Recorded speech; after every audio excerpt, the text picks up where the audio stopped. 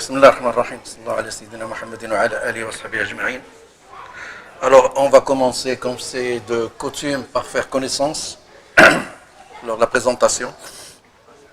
Je ne vais pas vous lire, vous pouvez lire directement ce qu'il y a en face de vous. Alors, les conférences et les ateliers que j'ai animés, les réalisations, c'est un livre de caractérologie en arabe. C'est le premier livre qui se trouve dans la bibliothèque arabe dans ce domaine. Malheureusement, il fallait qu'il y ait d'autres écrits là-dessus.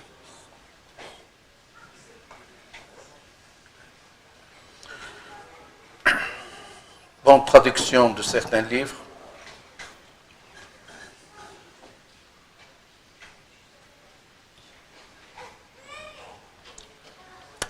Collaboration un petit peu avec Markaz al-Jazira al-Dirasat dans la traduction de certaines recherches scientifiques. Traduction en français de Tafsir al-Mu'in fi Tarbiyat Ma'ani al-Qur'an al-Karim. Et des formations, comme vous voyez, au Maroc, en Espagne, au Danemark, Allemagne, France, Canada, etc. Voilà, on a fait connaissance. Et on peut commencer, Inch'Allah, la conférence.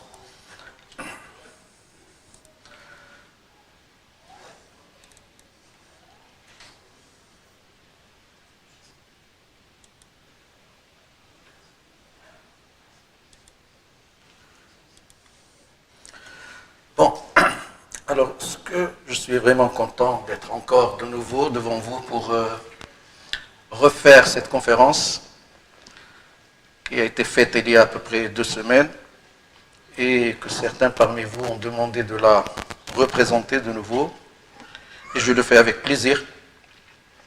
Mais je tiens à vous informer qu'à chaque exposé sur la caractérologie, les auditeurs s'attendent à recevoir des recettes comportementales et éducatives toutes faites pour les appliquer au sein de leur famille ou avec leurs proches et leur entourage. Or, ce ne sont pas des recettes pratiques que je vais vous présenter, mais des connaissances en caractérologie et des règles à respecter qui vous permettront de mener de la meilleure façon possible votre vie familiale, professionnelle et sociale et d'élaborer vous-même les solutions nécessaires aux différents problèmes auxquels vous serez confrontés, qu'ils soient des problèmes éducatifs ou autres. Alors, ceci dit, sur quoi je vais insister, c'est que vous essayez de bien comprendre ce que je vais vous présenter. C'est ça l'important, parce que je ne vais pas vous donner des recettes toutes faites, mais tout simplement des connaissances et des règles à respecter. Et bien sûr, si vous les comprenez bien, si vous les retenez bien, vous allez en profiter dans votre vie. Alors, ceci dit, n'hésitez pas, si vous avez des problèmes de compréhension, à m'interrompre, à me questionner, même le long de la conférence, pour que je puisse rectifier et vous expliquer encore mieux. Et vous pouvez le faire soit en français, soit en arabe.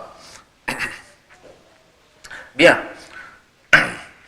Alors, qu'est-ce que c'est la caractérologie? La caractérologie, c'est l'étude psychologique du tempérament ou du caractère des personnes. Tempérament et caractère, c'est la même chose, c'est le même sens. Il permet à la personne de connaître son propre tempérament afin de bien tirer avantage de ses qualités et de corriger ses défauts. Chacun de nous a des qualités et des défauts.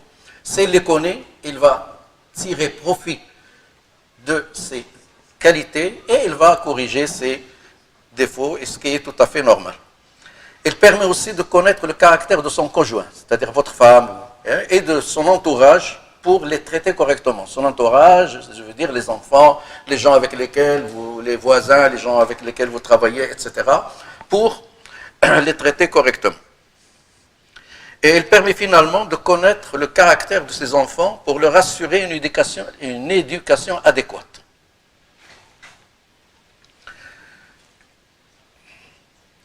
Cette science, la caractérologie, est arrivée à analyser le caractère humain et à déterminer les éléments innés qui le constituent. Les éléments innés, ça veut dire les éléments qui lui ont été donnés par Allah. C'est-à-dire qu'il les a reçus par héritage. Quels sont ces éléments? on en compte 3 constituants fondamentaux et 5 constituants complémentaires. Donc le caractère humain se compose de 3 constituants fondamentaux et de 5 constituants complémentaires. Je vais expliquer par la suite. Et ce sont les 3 constituants fondamentaux qui donnent par leur combinaison les différents types caractériels. Il y a à peu près 8 familles caractérielles. Ces 8 familles, on arrive à les déterminer à partir des 3 composants fondamentaux. La caractérologie nous apprend 2 vérités primordiales. La première est que l'aspect psychologique de l'être humain ne fonctionne pas fortuitement, mais il est régi par des règles précises et identifiables, comme l'est d'ailleurs son aspect physiologique. L'aspect physiologique de l'être humain, on le sait, il ne fonctionne pas fortuitement. Il y a le système nerveux, il y a le système sanguin, il y a le système... Ces systèmes, en fonctionnant, font vivre l'être humain, ils le font réfléchir, etc. Il en est de même pour le côté psychologique. Le côté psychologique ne fonctionne pas fortuitement, mais il est régi par des règles bien déterminées. Ça, c'est la première vérité. Deuxième vérité, il est absolument impossible de trouver 2 personnes parfaitement identiques, comme le montre d'ailleurs la différence de leur empreinte digitale. On ne peut pas trouver 2 personnes qui ont les mêmes empreintes digitales, comme on ne peut pas trouver 2 personnes qui ont la même odeur de leur corps, comme on ne peut pas trouver 2 personnes qui ont la même écriture, etc., etc. Chaque personne est différente de l'autre, même si la différence n'est pas perceptible pour nous, mais on ne peut pas trouver 2, et on va le démontrer par la suite. On ne peut pas trouver 2 personnes exactement les mêmes, même si ce sont des jumeaux. Et une autre vérité, le caractère est constant, mais le comportement est modifiable. La caractérologie a établi que les 8 constituants du caractère sont innés, c'est-à-dire héréditaires, et de ce fait, ils sont immuables. Les constituants du caractère humain ne changent pas pendant toute la vie. Ce qui fait que le caractère de l'être humain ne peut être changé. Et c'est ce qui est attesté par ce proverbe chinois qui dit « Changer le cours d'une rivière est plus facile que changer le caractère d'une personne. » Bon, alors si on revient à Sira, la vie du prophète, etc., vous allez qu'autour du prophète, il y avait beaucoup de compagnons du prophète. Ils ont reçu le même discours, la même éducation du prophète. Mais chacun a conservé sa personnalité, chacun a conservé son caractère. C'est-à-dire qu'on n'a pas trouvé parmi ses compagnons des gens qui se sont mis à se ressembler. Ils sont d'accord sur les grandes règles, mais chacun avait sa personnalité et son caractère.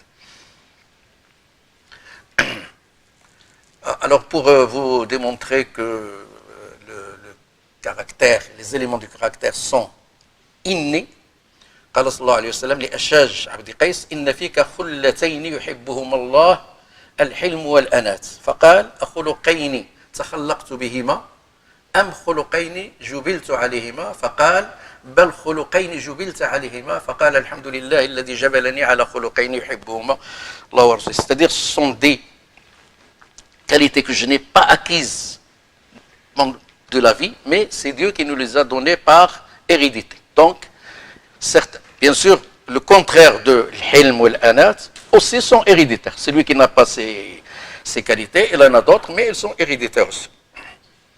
Bon, alors, tu jouis de 2 qualités aimées par Allah et son prophète, la longanimité et la patience. Sont-elles des qualités que j'ai acquises ou des qualités innées, demanda Ashaj. Ce sont des qualités innées, répondait le prophète sallallahu alayhi wa sallam. Louange à Allah de m'avoir donné congénitalement des qualités aimées par lui et son prophète, termina Ashaj. Donc, ça montre que certaines qualités sont innées, c'est-à-dire ne sont pas acquises. Bien sûr, il y en a d'autres qui vont être acquises. Ce hadith du prophète Mohammed sallallahu alayhi wa sallam nous indique clairement que le tempérament et les comportements qui en découlent sont innés. Bien. Mais l'être humain peut, s'il le décide et apporte l'effort nécessaire, forcer son caractère et modifier son tempérament. Alors donc, le caractère ne change pas, mais le comportement peut changer. Bien sûr, il faut fournir un effort pour changer de comportement. Si le comportement va bien avec le caractère, on n'a pas besoin de fournir des efforts. Quelqu'un que Dieu lui a donné la patience, pour être patient, il n'a pas besoin de fournir des efforts. Mais quelqu'un qui n'a pas cette qualité, pour être patient dans certaines situations, il a besoin de fournir des efforts. Mais c'est le comportement qui change et pas le caractère. Alors vous remarquez ici dans ce verset coranique, الذين ينفقون في السراء والضراء والكاظمين الغيظ والعافين عن الناس والله يحب المحسنين. الكاظمين الغيظ, le Coran ne lui dit pas tu ne dois pas te mettre en colère, mais tu dois contrôler ta colère. Cette personne qui n'est pas de son caractère d'être patient, de ne pas se mettre en colère, il peut se mettre en colère, ce n'est pas interdit, ce n'est pas ça qui est interdit. Ce qu'il faut qu'il fasse, c'est qu'il domine sa rage et sa colère. Puis, le hadith, إنما العلم بالتعلم وإنما الحلم بالتحلم وإنما الكرم بالتكرم. Alors, vous remarquez ici, dans ces expressions, l'effort qu'il faut fournir. C'est en fournissant des efforts pour acquérir le savoir que l'on devient savant. Et c'est en fournissant des efforts pour être longanime qu'on le devient. Et c'est en s'exerçant à la générosité que l'on devient généreux. Quelqu'un qui n'est pas de son caractère d'être généreux, mais il peut devenir généreux. Comment? En fournissant l'effort nécessaire pour devenir généreux. Et c'est de là qu'intervient l'éducation et qu'intervient autre chose. C'est en fournissant des efforts pour être patient que l'on acquiert la faculté de la patience. Alors, je répète toujours, les gens qui sont naturellement patients, ils n'ont pas besoin de fournir des efforts. Mais les gens qui ne sont pas naturellement patients, ça ne veut pas dire qu'ils ne vont pas, dans certaines situations, être patients. Mais ils doivent fournir l'effort nécessaire pour l'être. Quelle différence y a-t-il entre le caractère et la personnalité? Alors, c'est ma personnalité qui me distingue de ceux avec lesquels je partage le même caractère, a dit le poète britannique Lord Byron. Alors, j'ai dit qu'il y a 8 familles de caractères. On va les voir par la suite. Dans la même famille, il y a des différences. Et c'est la personnalité qui fait la différence entre les personnes appartenant à la même famille de caractères. Le caractère humain est alors cet ensemble déterminé de goûts, d'aversion, d'aptitude, d'inaptitude qui se trouve inscrit dans la nature humaine. Ça, c'est le caractère. Mais par-dessus ce fondement, cette base congénitale, la vie dépose ses apports à travers l'éducation et l'expérience personnelle.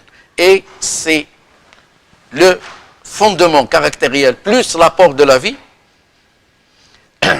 c'est l'interaction et le compromis établissement entre l'influence des apports de la vie et le caractère inné qui forment la personnalité.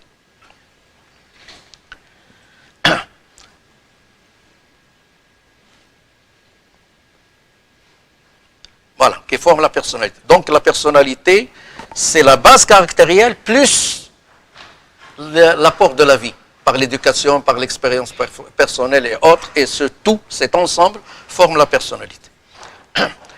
Bon, alors on va maintenant arriver aux 3 constituants fondamentaux du caractère. Le premier constituant, c'est l'émotivité. L'émotivité. Si vous voulez la traduction en arabe, al-infi'aliyya. Pas l'infi'al, l'infi'aliyya. L'activité, la personne peut être active ou non active, active ou non active. Et le retentissement des représentations, la personne est primaire ou secondaire. Alors, l'explication viendra par la suite. Maintenant, les 5 éléments complémentaires. Alors, vous avez largeur ou étroitesse du champ de conscience, domination ou conciliation, avidité ou non-avidité, extraversion et introversion, tendresse ou sécheresse. Alors, les 3 fondamentaux plus les 5 complémentaires forment le caractère de la personne et vous allez voir que c'est le niveau de chacun de ces constituants qui va former la différence entre les différentes personnes. Chacun de ces constituants du caractère va produire un comportement et on ne peut qualifier ce comportement ni de bon ni de mauvais en lui-même. Alors cela est très important. Les constituants du caractère vont produire un comportement. Alors ce comportement, on ne peut pas dire qu'il est bon ou qu'il est mauvais en lui-même, mais c'est la situation dans laquelle il se produit Ce qui détermine la valeur de ce comportement, c'est la situation qu'il a suscitée et le résultat qu'il va s'en suivre. Exemple, la colère produite par l'émotivité n'est pas en elle-même bonne ou mauvaise. Il peut être demandé et salué lorsqu'il se manifeste devant un fait réprouvable. Lorsque vous trouvez devant un crime ou devant n'importe quoi, vous montez en colère, cette colère est justifiée et elle est demandée.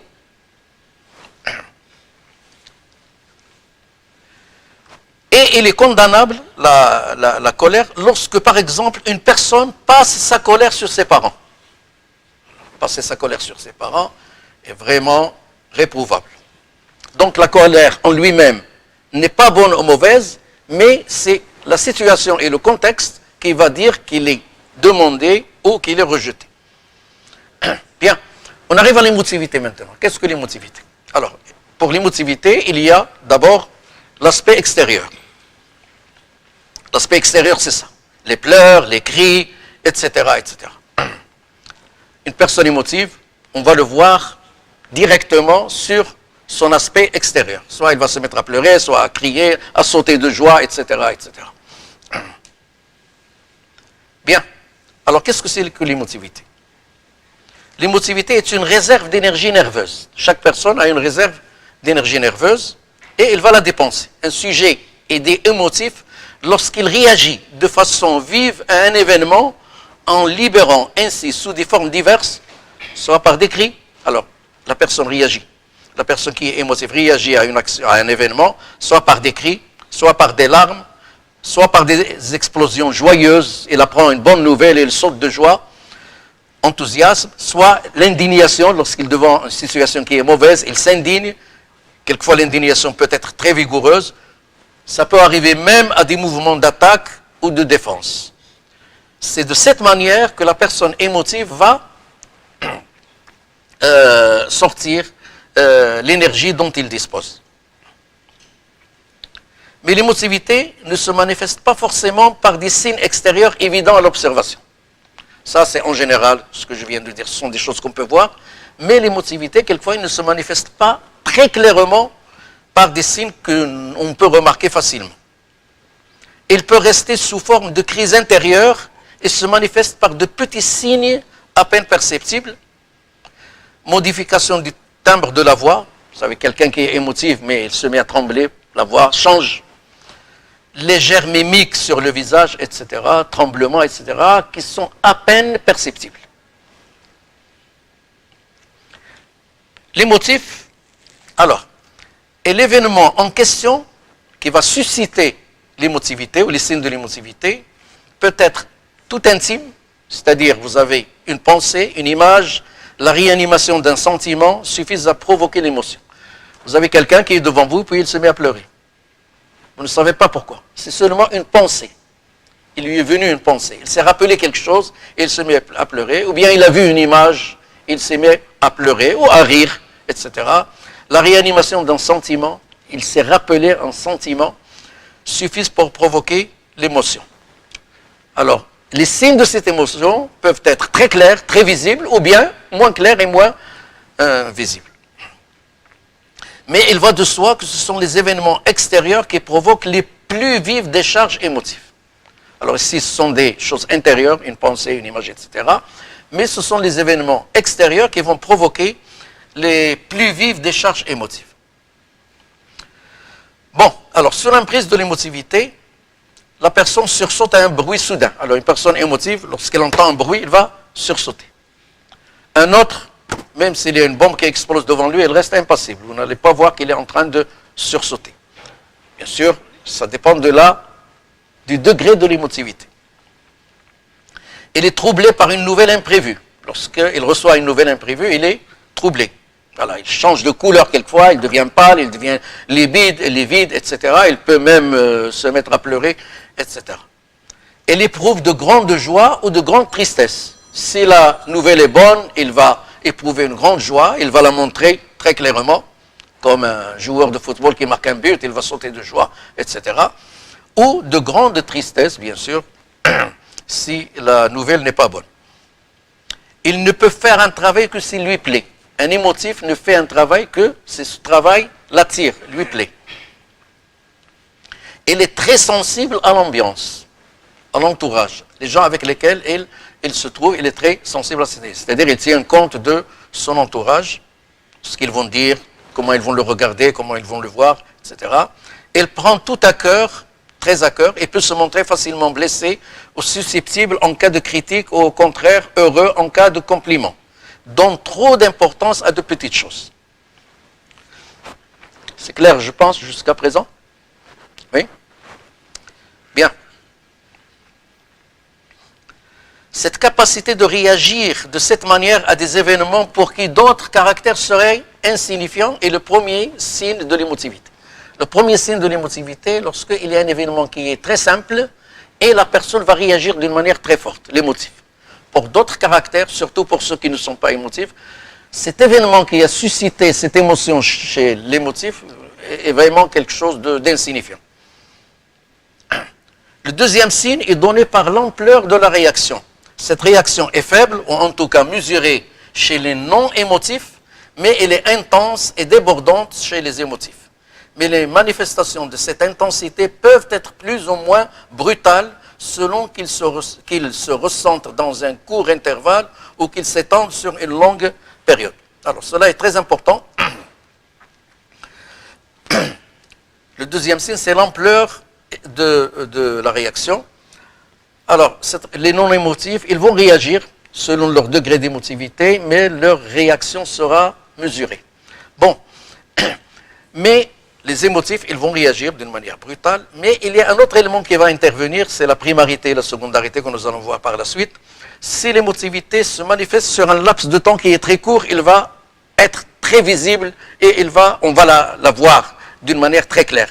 Mais l'émotivité peut s'étaler sur une longue période. Et dans ce cas-là, vous aurez à peine la possibilité de la remarquer, mais la personne est émotive. Et on va voir ça avec la primarité et la secondarité. Troisième signe est donné par les répercussions physiques de l'émotion, qui peuvent être soit l'abattement lorsqu'il s'agit d'un événement malheureux, quelqu'un qui vit un événement malheureux, comme les événements que nous vivons actuellement, il peut être abattu, c'est-à-dire terrassé, tomber malade, etc. Ça, c'est bien sûr le plus haut degré de l'impact de l'émotivité, ou un éclat dans le regard et une chaleur dans la voix, voire des sauts de joie devant un fait heureux. Ça n'arrive pas jusqu'à l'abattement, mais un éclat dans le regard, vous remarquez dans son regard qu'il est heureux, etc. Et une chaleur dans la voix, et voire des sauts de joie devant un fait heureux. Effet sur les capacités cognitives ou cognitives, c'est-à-dire les capacités de l'apprentissage. C'est-à-dire ici le rapport de l'émotivité avec l'intelligence. L'émotivité dote l'intelligence. Quelqu'un qui est émotif, d'intuitivité, de capacité à ressentir la réalité avec tout le risque de subjectivité qui en découle. Bien sûr, l'intuitivité, sentir la réalité à travers l'émotivité, mais cela aussi comporte des risques, les risques de subjectivité. Il peut appréhender la réalité, mais d'une manière qui n'est pas très objective, qui n'est pas très précise. L'émotivité dote l'intelligence d'imagination fourmillante et créative et prédispose au goût pour les activités artistiques.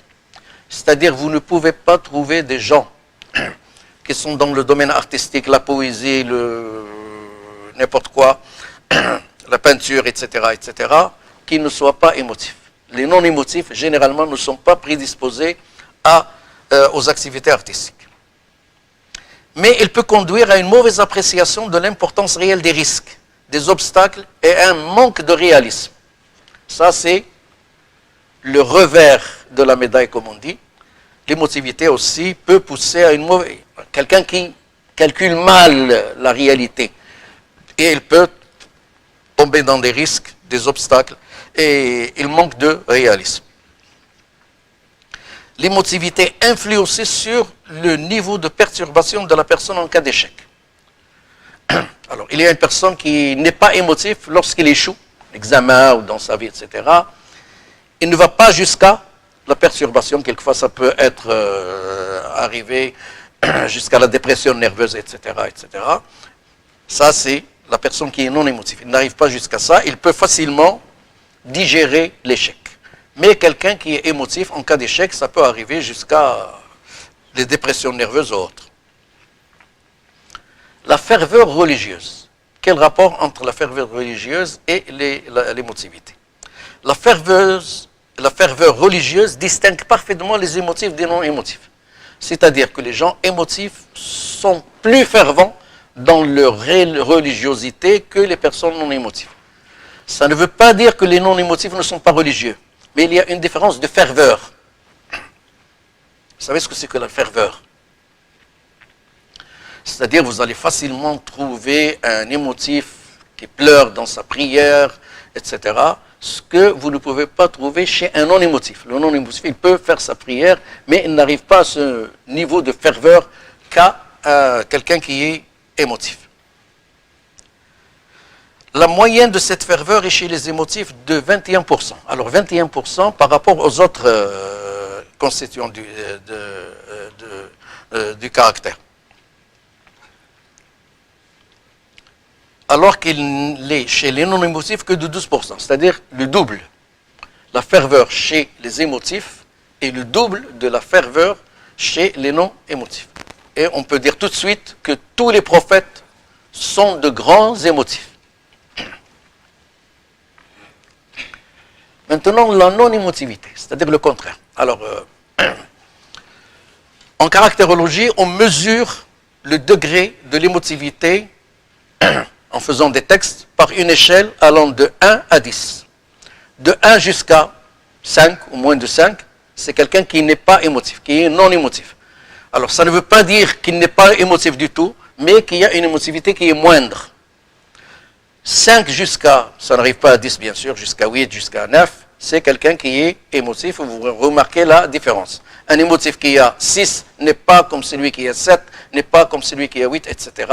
Et le non-émotif qui a 1 n'est pas comme celui qui a 2, n'est pas comme celui qui a 3, etc. Il est clair que la croissance de l'émotivité détermine la décroissance de ses manifestations. Plus la personne est non émotive, plus les manifestations dont je vous ai parlé pour l'émotif vont disparaître. Ainsi, la diminution de l'émotivité diminue l'inquiétude et affaiblit l'action. Et la personne non émotive va moins manifester ses sentiments lorsqu'elle éprouve les sentiments qu'elle éprouve ou veut paraître éprouvée. Il sera moins communicatif, moins expansif, moins exubérant, moins franc, moins ouvert et plus ou moins froid dans ses relations. Alors je répète ce que je répète toujours lorsque je parle de la caractérologie. On ne peut parler ici ni de bien, ni de bon, ni de mauvais. C'est la situation, quelquefois, qui demande qu'une personne soit émotive, et une autre situation exige que la personne soit non émotive. La situation ou la fonction ou la profession qu'il va exercer. Mais en contrepartie, alors vous remarquez ici, il sera d'humeur égale, c'est-à-dire il ne sera pas d'humeur changeante. Maintenant il est content, 2 minutes après il se met en colère, etc. Et là il est d'humeur égale. Il fera preuve d'objectivité et de véracité, alors que nous avons vu que l'émotif, quelquefois, il n'est pas toujours objectif. Il peut sombrer vers la subjectivité.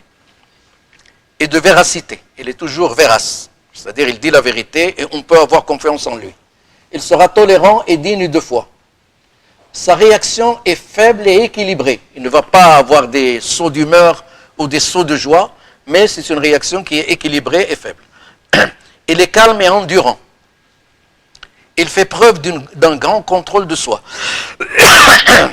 Il sait se maîtriser devant des situations comme la menace ou la tentation. Alors vous remarquez ici que ces qualités sont quelquefois nécessaires et très importantes pour une profession donnée, pour une fonction donnée. Et les autres qualités, ils sont bonnes, ils sont nécessaires, ils sont très importants pour une profession ou bien pour exercer une fonction donnée. Donc, comme je vous dis, on ne parle pas ici de bon et de mauvais, mais on parle de éléments constituant le caractère et de ses manifestations. Alors, si l'émotivité pousse la personne à s'engager dans des projets visant à influer sur la réalité, et à fixer des objets pour réaliser ce à quoi il aspire. Généralement, les émotifs, ils se fixent des objectifs très grands, je veux faire cela, je veux changer le monde, je veux faire cela, etc., etc. Et l'émotivité va pousser la personne à s'engager d'une manière très forte dans la réalisation de ces objectifs qu'il s'est fixés. La non-émotivité conduit à une grande objectivité et à une froide neutralité et efficace au niveau de l'analyse et de la planification. Alors, l'émotif n'est pas efficace au niveau de l'analyse et de la planification, mais celui qui est non émotif, il va être efficace au niveau de l'analyse et de la planification. L'émotivité, la rationalité et la créativité. Alors, il est rare de trouver que l'émotivité et la rationalité sont égales chez une personne. Si l'émotivité diminue, c'est la rationalité qui augmente. Si l'émotivité augmente, c'est la rationalité qui diminue, ce qui donne la créativité artistique. Généralement, la créativité artistique, on la trouve chez ceux qui sont émotifs. Et c'est très rare qu'on va la trouver chez ceux qui sont non émotifs. Alors, j'aimerais à ce propos porter un éclairage sur le hadith du prophète sallallahu alayhi wa sallam qui dit, que vous connaissez tous, les femmes sont déficientes en religion et en rationalité. Alors, le plus important ici, c'est que le hadith ne dit pas non. On trouve parmi les femmes, comme parmi les hommes, des femmes très intelligentes et qui sont arrivées à des niveaux d'études très élevés. Et même ces derniers temps, on remarque que dans les résultats du baccalauréat, sont généralement les jeunes filles qui ont les moyennes les plus élevées.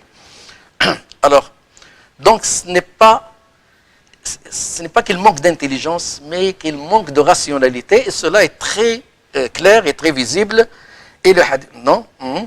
Alors, le vécu montre que les femmes sont aussi intelligentes que les hommes, mais sous l'effet de l'émotivité, ils sont moins rationnels dans des situations de la vie quotidienne.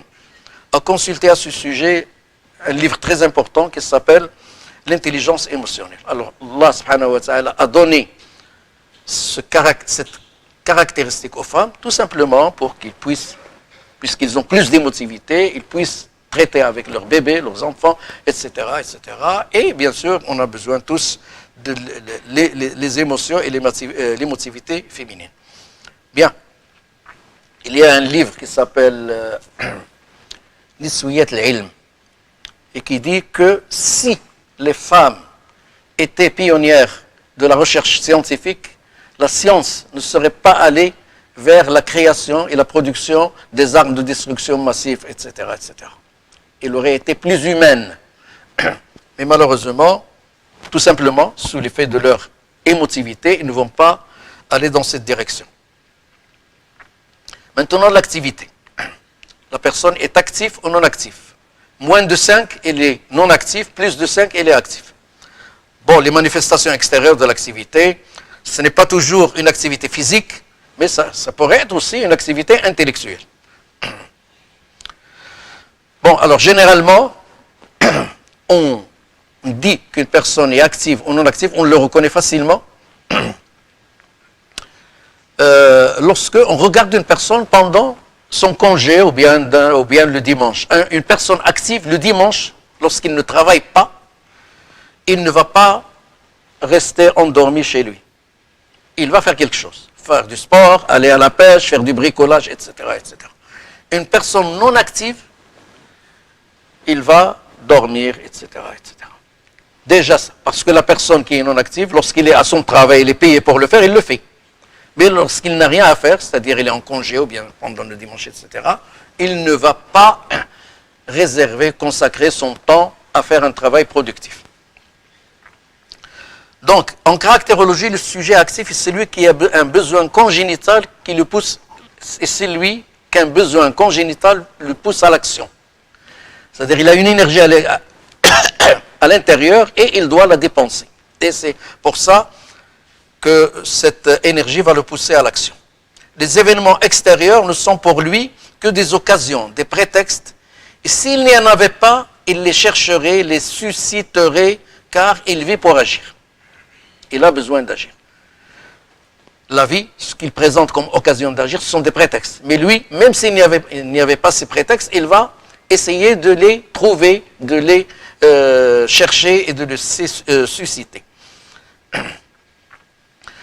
Alors, chez le sujet actif, la réaction émotive peut se traduire en des activités robustes, dûment conduites, et que l'émotivité ne fera que renforcer et prolonger davantage. Alors, on voit déjà le rapport entre l'émotivité, qui est la première composante de la caractérologie, et... vous n'entendez pas? Non?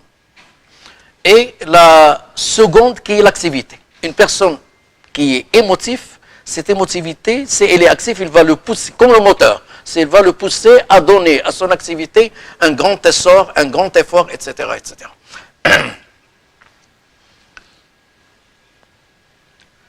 Le sujet actif est alors persévérant, audacieux, toujours en activité, objectif, il n'est pas subjectif, parce qu'il juge les choses par l'action, et sûr de lui-même, de ce qu'il va faire. Il a le sens du réel et de ses intérêts pratiques, et il est capable de reprendre rapidement son énergie physique. La non-activité, c'est une énergie physique qui est très basse. Il n'a pas beaucoup de réserve d'énergie physique qui est très basse. Alors, le non-actif agit contre son gré. Il agit s'il est poussé à agir, s'il est obligé d'agir, avec peine et souvent en grumblant et en se plaignant. Et il n'agit que parce qu'il a peur ou il a faim. Bon, alors ça c'est le degré le plus bas de la non-activité. Il n'agit que s'il a peur ou il a faim. S'il a peur, il va se sauver. S'il a faim, il va chercher à manger. Il agit difficilement, il se fatigue rapidement, il s'émeut plus qu'il ne s'active. Nous avons ici, bien sûr, les deux extrêmes. L'actif, comme nous venons de le voir, il est persévérant, il cherche du travail, etc. Et le non-actif, il est dans ce cas de figure que je viens de vous montrer. La réaction émotive chez lui se traduit par un trouble intérieur et se traduit non pas par des actes, mais par des sentiments. Alors, comme nous avons vu, chez celui qui est actif, la réaction émotive va le pousser à faire des actes. Alors que la réaction émotive chez celui qui n'est pas actif, il va se transformer, pas en acte, mais en sentiment. Bon, alors la question que j'ai posée la dernière fois à ceux qui étaient là, la personne que vous voyez devant vous, est-ce qu'elle est active ou non active? Cette question est très importante pour comprendre le sens de l'activité. Qu'est-ce que vous dites? Comment? La question, est-ce qu'elle est active ou non active? Bon, alors cette personne n'est pas active. Elle est non active. Parce que l'activité, c'est une action qui produit quelque chose d'important. Alors celui-là, il est fâché, il est en train de casser n'importe quoi. C'est ce qu'on appelle de l'agitation et pas de l'activité. Donc l'activité se mesure par le résultat. Est-ce qu'il produit ou il ne produit pas? Mais pas par de l'agitation qu'on peut voir. Il est certainement émotif, mais il n'est pas actif. Un émotif qui crie, blâme vivement, éclate, injurie ou brise n'est pas nécessairement un actif. C'est-à-dire, au lieu de faire des actions, il les remplace par des paroles ou par des choses qui ne donnent rien, qui ne sont pas productives. Alors, cette personne qui a l'air serein, que vous connaissez, je pense, est-ce qu'il est actif ou non actif? Bien sûr, Randy, vous le connaissez. S'il n'était pas actif, il n'aurait pas transformé l'Inde. Mais au lieu que son activité se manifeste sur un temps court, il s'est étendu sur une longue période, voire des années, pour produire ce qu'il a produit, qui est la libération ou l'indépendance de l'Inde. Alors qu'un autre qui rentre en lui-même les volontés qui sont de que son émotivité lui inspire et ne les révèle que par des entreprises étalées sur de longs délais, n'est pas un inactif. Donc, quelle est la mesure qui nous permet de dire si une personne est active ou non active, c'est le résultat final. Si le résultat est négatif, comme celui qui saute ici, la personne n'est pas active. Il ne s'active pas, mais il réagit. C'est de l'agitation. Alors que la deuxième personne, en fin de compte, elle est arrivée à réaliser quelque chose de très important, donc cette personne est active. Considérations éducatives relatives à l'activité qui peuvent, bon, vous considérer en tant que parent pour traiter bien avec vos enfants. Souvent, alors ça c'est très important, ça ce sont des règles dont je vous ai parlé au début, un père actif qui a embrassé une carrière que seuls les sujets faisant preuve d'un degré d'activité élevé réussissent. Bon, père qui devient médecin, qui devient ingénieur, qui devient chercheur, etc., etc. Alors, parce qu'il est actif, alors ce père voudrait que son fils ou sa fille suive le même chemin que lui. Bien sûr, il le voudrait, mais si l'enfant n'a pas les aptitudes requises pour suivre la voie empruntée par son père, il va vraiment souffrir, c'est-à-dire cet enfant, ce jeune, et faire souffrir ses parents en étant engagé malgré lui dans une entreprise qui ne le convient pas. Donc c'est bien que les parents veuillent que leurs enfants suivent le même chemin qu'eux, surtout si les parents ont réussi dans la vie. Mais il ne faut pas les pousser dans une carrière pour laquelle ils ne sont pas préparés naturellement. Sinon, comme je viens de dire, l'enfant va souffrir et il va faire souffrir ses parents. Moi, je connais des cas de jeunes qui ont été poussés par leurs parents vers faire des études qu'ils ne voulaient pas, pour lesquelles ils ne se sentaient pas préparés, qui sont tombés en dépression nerveuse, etc. Et ils sont entrés dans un traitement qui a pris beaucoup de temps et n'ont jamais été guéris de ce qui leur est arrivé. Donc il faut faire très attention, connaître les capacités de vos enfants et les orienter en fonction de leurs capacités. Il n'y a pas que la médecine ou l'ingénieur qui sont bons, mais il y a d'autres champs où les enfants peuvent développer leurs capacités et être bons et être utiles aussi. Alors, l'orientation scolaire doit alors impérativement respecter le tempérament et les aptitudes de l'enfant. On arrive maintenant au retentissement des représentations, une personne est primaire ou secondaire. Alors, je voudrais bien que vous compreniez ce troisième constituant du caractère. L'émotivité ou l'activité peuvent ou bien exploser dans l'instant présent pour se détendre ensuite rapidement, c'est la primarité. Alors une personne primaire, c'est quoi? Une personne primaire, c'est celui qui réagit rapidement, mais qui revient sur sa réaction rapidement. C'est-à-dire son comportement est en dents de scie. Il est content, puis tout de suite après, il devient malheureux, il est content, malheureux, etc. etc. Dans un hadith du prophète sallallahu alayhi wa sallam, la primarité est expliquée par sari'. La personne sari'. Ça veut dire il prend des décisions rapidement, mais il revient sur ses décisions rapidement aussi. C'est la primarité. Cette personne est primaire. Voilà, son comportement est en dents de scie. Ou bien, l'émotivité ou l'activité vont se concentrer en vue de décharge continue, opiniâtre et prolongée. C'est alors la conséquence de la secondarité. Une personne secondaire, c'est le contraire. Alors, je vous donne un exemple très simple. Imaginez que vous avez un enfant qui joue avec ses camarades au football, et puis quelqu'un l'a poussé, l'a fait tomber. Bien, cet enfant, s'il est primaire, il va tout de suite réagir, il va dire, ça y est, je ne viendrai jamais jouer avec lui, et il va quitter le terrain, et 2 minutes après, il va revenir. C'est-à-dire, prendre une décision, et 2 minutes après, il va revenir sur sa décision. Cet enfant est primaire. Bon, prenons le cas d'un enfant secondaire. Un enfant secondaire, c'est là le même problème. Il ne va pas rapidement prendre la décision de partir et de dire à ses camarades, je ne veux jamais vous voir. il va prendre son temps. Mais si jamais il prend la décision de quitter le terrain et de ne jamais revoir ses camarades, il va le faire. C'est-à-dire, ça va prendre beaucoup de temps avant qu'il revienne sur sa décision.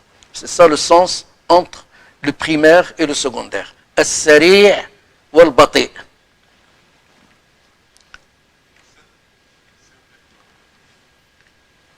Oui?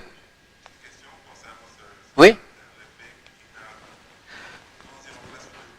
Je n'entends pas bien, vous êtes un peu éloigné, si vous pouvez vous approcher ou parler un peu plus fort.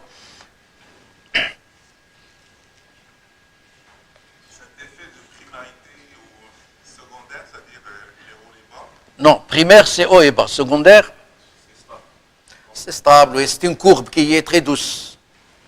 Oui? Est-ce qu'on peut la comprendre dans une relation de couple entre femme et homme? Est-ce qu'il y a l'impact du sexe?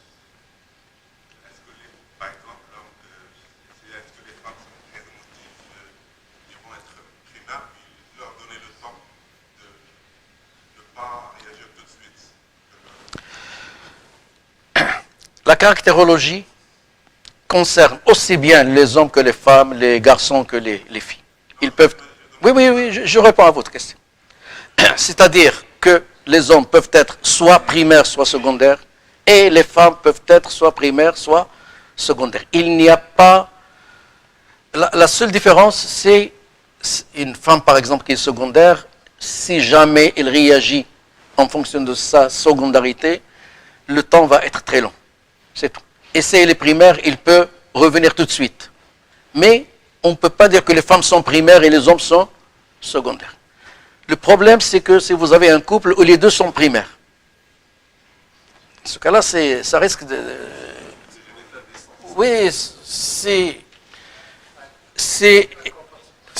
les deux. C'est les deux sont émotifs. C'est-à-dire, ils réagissent facilement. Ils sont actifs, c'est-à-dire ils peuvent passer à l'action. Passer à l'action, c'est-à-dire frapper ou quelque chose d'autre.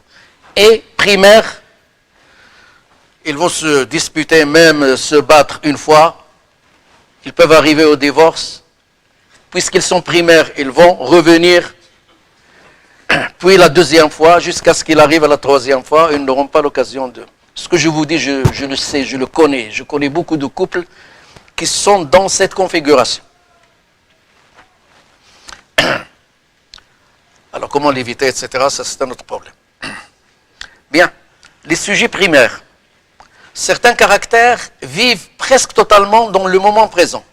Ainsi, aussi bien dans l'acte qu'ils accomplissent que dans celui qu'ils subissent. Ils réagissent tout de suite, font quelque chose, ou bien lorsqu'ils subissent quelque chose, ils ont une réaction qui est instantanée. Ils se donnent pleinement pendant un temps à ce qui les frappe, les réjouit ou les chagrine. Lorsque quelque chose les attire, surtout s'ils sont émotifs, ils vont se donner très fortement à cette activité, mais quelque temps après, ça y est, cet enthousiasme va diminuer. Ils sont rapidement enthousiasmés, mais ils sont aussi rapidement, ils perdent leur enthousiasme. Que ce soit quelque chose de bon ou de mauvais. Leur réaction explose vigoureusement, mais elle est instantanée. Et s'éteint rapidement. Qu'elle soit bonne ou mauvaise. Puis, ils seront attirés par d'autres joies. C'est-à-dire une chose qui va le retenir, les rendre joyeux. Pendant un certain temps, ils vont l'abandonner et ils vont être attirés par d'autres joies ou bien désolés par d'autres chagrins. Et livrés à d'autres préoccupations. Ce sont ceux qui, s'ils sont émotifs, se désolent le plus vite et le plus fort, mais ils se consolent le plus aisément.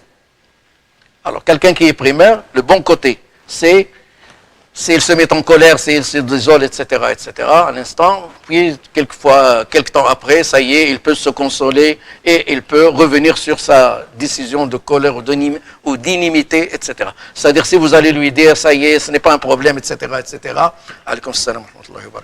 il va revenir sur sa décision facilement. Ce n'est pas le cas de celui qui est secondaire. Ce sont des sujets des primaires. Bon, les sujets secondaires, d'autres sujets qui réagissent, qui ne réagissent pas instantanément, comme les primaires, mais leur réaction se prolonge sur un long moment. Leur acte et les événements laissent alors chez eux des traînées longues et denses qui, bien loin de se dissoudre dans le présent, creusent un profond sillon dans l'histoire de la personne et la marquent profondément. Bon, je vous donne un exemple. Prenez un enfant très émotif et secondaire.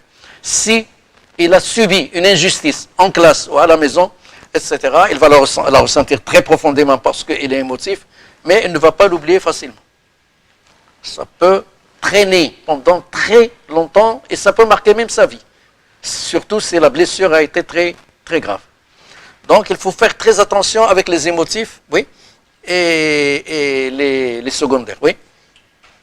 Est-ce qu'une personne primaire a plus tendance à tomber dans des addictions? Dans Des addictions. Une personne primaire, il est impulsif. Il peut être attiré par certaines choses, par exemple, qui peuvent entraîner des addictions. Mais il peut facilement revenir. C'est ça l'intérêt. Un secondaire ne va pas être attiré par des choses qui vont l'entraîner vers la dépendance, etc., les addictions, mais ça va prendre plus de temps.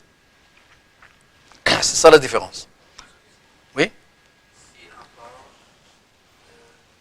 écoute son fils émotif primaire, est-ce qu'il a la chance de changer de l'être émotif primaire d'être émotif secondaire? Bon, alors, changer de caractère n'est pas possible, mais il peut changer de comportement. Alors ça vient avec l'éducation, ça vient avec autre chose. Mais il ne peut pas, du primaire, devenir secondaire. Non, ce n'est pas possible. Mais il peut changer de comportement, on peut voir ça après.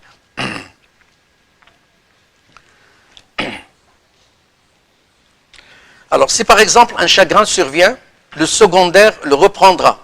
Bon, alors, une seconde. Si un chagrin survient, c'est-à-dire vous n'allez pas le voir chez un émotif secondaire. Mais, au début, vous n'allez rien voir. Mais par la suite, le secondaire va reprendre ce chagrin. Il va le revivre longtemps. Et il demeurera fidèle au sentiment que ce chagrin a brisé. Sa tristesse s'alimentera d'elle-même sans cesse et renaîtra de ces cendres qui ne s'éteindront que très lentement. Ça, c'est le secondaire. Un mauvais coup, une injustice ou une injure, un abandon, une trahison ne seront pas ressentis dans l'instant, mais ils seront par la suite repensés, vécus, remâchés sur une longue période. La secondarité est la mère des fidélités exemplaires. Ça, c'est bon. Un secondaire restera fidèle à sa famille, à sa femme, à ses enfants, à ses camarades, etc., d'une manière vraiment exemplaire. Mais, et des sentiments profonds, mais il est aussi responsable des rancunes et des soupçons tenaces. Si quelqu'un le blesse, il va être rancunier, il ne va pas oublier, et ça peut prendre beaucoup de temps. Je vous donne un exemple et je réponds. Imaginez que vous avez deux enfants, l'un primaire, l'un secondaire. Alors celui qui est primaire, il va avoir un petit problème, il va se mettre en colère et puis, ça y est, il va pleurer, etc., puis ça va passer. Le secondaire, il ne va pas faire la même chose. S'il a un problème, il va se mettre en colère, il va se mettre à pleurer et il ne va pas s'arrêter et il va répéter ça pendant plusieurs fois. Alors certains parents vont dire, mais pourquoi tu es comme ça? Regarde ton frère, il a facilement oublié. Il a facilement oublié parce qu'il n'est pas le même. C'est tout. Ils ne sont pas les mêmes. Donc il ne faut pas donner un exemple par quelqu'un qui est secondaire à quelqu'un qui est primaire. Non. Quelqu'un qui est primaire, il peut facilement, surtout s'il est actif, il va oublier ce qui lui est arrivé dans l'activité. Mais le secondaire, il va remâcher cela pendant une très longue période. Et il faut faire très attention à cela si vous avez des enfants qui sont l'un primaire et l'autre secondaire. Oui? Est-ce que être personne primaire, c'est forcément un défaut? Bien,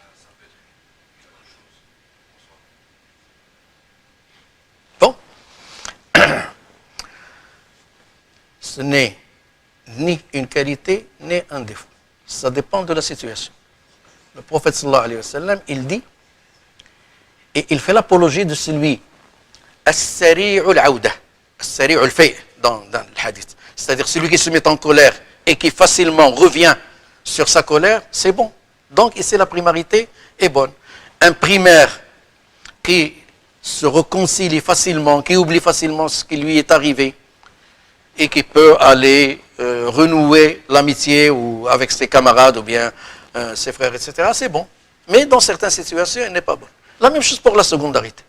Quelqu'un qui reste sur ses positions pendant très longtemps et vous ne pouvez pas le convaincre à aller, par exemple, se réconcilier avec son frère, par exemple, ou avec quelqu'un de sa famille, etc., ça c'est mauvais. Alaykoum salam. Excusez-moi, je vais arrêter encore en temps, mais je crois que j'ai compris le sujet. J'ai une question par rapport aux critères secondaires. Est-ce possible qu'une personne transite entre les deux stades humains, les deux façons d'être, dans le cursus de sa vie? Ça veut dire qu'il puisse être primaire au départ et peut-être devenir secondaire ou vice-versa. Bon, alors, si on est primaire pendant toute sa vie. Si on est secondaire pendant toute sa vie. Mais on peut changer de comportement. Bon, imaginez que quelqu'un qui est secondaire, qui a eu un problème avec quelqu'un, avec son frère, son cousin, etc., et il ne veut pas se réconcilier. Si vous allez le voir et vous le convainquez que ce n'est pas bon, etc., et l'autre, il regrette et il faut revenir vers lui, etc., il va revenir. Ce n'est pas qu'il a changé de caractère, mais qu'il a changé de comportement. Le comportement est suscité par le caractère. Mais on peut changer de comportement. Et c'est de là l'importance de l'éducation et l'importance de ces choses-là, et l'importance aussi de l'entourage, d'encourager quelqu'un pour s'il est... Bon. Question ici. Oui? Est-ce que l'impulsivité, c'est un trait exclusif par quelqu'un qui est primaire? Répète, je n'ai pas... Est-ce que l'impulsivité, c'est un trait qui est exclusif aux personnes primaires, mais ça peut aussi aller pour les personnes qui sont secondaires? L'impulsivité, c'est le signe clair de la primarité. Quelqu'un qui est primaire, il va réagir d'une manière impulsive. Il ne va pas prendre le temps de réfléchir. Je ne dis pas que c'est mauvais, hein. Quelquefois, c'est demander. Oui? Juste pour réagir par rapport à ça, mais c'est possible que quelqu'un d'impulsif, c'est-à-dire primaire, change son comportement et devient éventuellement plus sage puis moins impulsif. S'il s'agit de changer un comportement, d'accord, oui. Puis une deuxième chose aussi, est-ce que quelqu'un, par exemple, de très fidèle, mais qui n'est pas rancunier, ça veut dire qu'il est forcément secondaire mais actif? Je n'ai pas compris. Quelqu'un qui est fidèle mais pas rancunier. Fidèle? Et pas rancunier. Non rancunier. Qui n'a pas Ah, non rancunier. Ouais. Non. La secondarité, c'est les fidèles, c'est l'effet de la secondarité. Et les rancuniers, c'est l'effet de la secondarité. Ça dépend de ce qui lui est arrivé. Avec ses amis, les rapports avec sa femme, les rapports avec son entourage, etc., etc. Il peut démontrer une grande fidélité parce qu'il est secondaire. Mais dans un cas où il a été blessé, il a été trahi, il va bien sûr, il ne va pas oublier facilement ce qui lui est arrivé. Donc, ici, on ne parle pas que quelqu'un de secondaire est généralement fidèle et rancunier. On dit que quelqu'un de secondaire va être fidèle plus longtemps et rancunier plus longtemps. Oui, c'est ça. C'est la même chose. Oui? Alaykoum salam.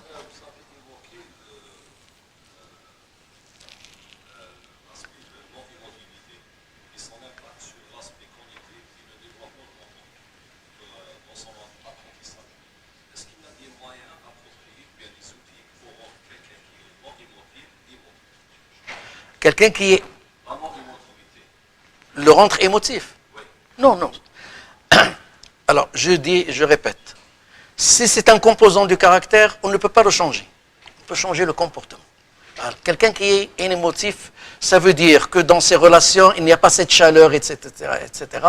On doit le mettre dans ces situations, par exemple, le travail de groupe pour les enfants, etc., où il peut manifester ce genre de rapport, ce genre de chaleur. Mais il ne faut pas s'attendre à cette manifestation chaleureuse soit vraiment très élevée, comme c'est le cas de quelqu'un qui est émotif.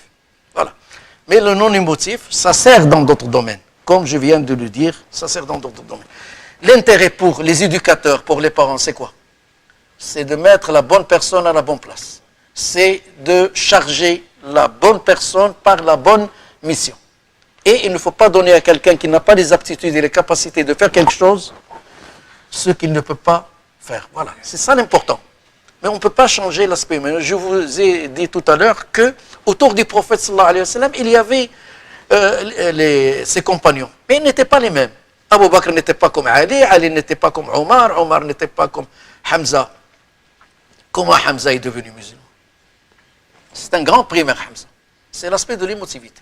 Il a vu que quelqu'un a traité le prophète de quelque chose et il l'a frappé et il a dit je suis avec lui. C'est tout. Et il est devenu musulman. Donc, je ne dis pas ici l'intérêt que Dieu a créé les êtres humains de cette manière. Et il faut savoir mettre chacun à sa place et prendre de chacun les bonnes choses qu'il peut donner. Voilà. Et corriger chez lui les défauts. On peut corriger les défauts, mais il ne faut pas s'attendre à une correction 100%, c'est-à-dire qu'il va changer. Je vais vous donner un autre exemple qui est caricatural. On peut apprendre à un chien à faire des choses, c'est-à-dire aller chercher le journal, guider un aveugle, etc., etc. Il peut le faire et le faire très bien. Mais est-ce qu'il a changé de nature? Non, il est resté toujours un chien. Donc, c'est ça on peut apprendre quelque chose pour changer un comportement, mais on ne peut pas changer de nature. C'est comme ça.